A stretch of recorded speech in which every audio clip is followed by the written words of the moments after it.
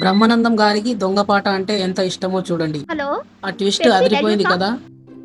మీ పేరేంటి? Abu chief of Baghdad. ఏం చేస్తుంటారు? దొంగతనాలు. దొంగతనాలా? అవును, నిజమా? దొంగతనాలు చేస్తే అబద్ధం ఎలా చెప్తామండి? Okay okay. మీకు ఏ సినిమాలో పాట కావాలి? దొంగ సినిమాలో దొంగ పాట అంటే ఇష్టం. దొంగవా దోచుకో ఏ వెతుకెళ్తాడు ఏం పాడు, ఆ పాట కావాలండి.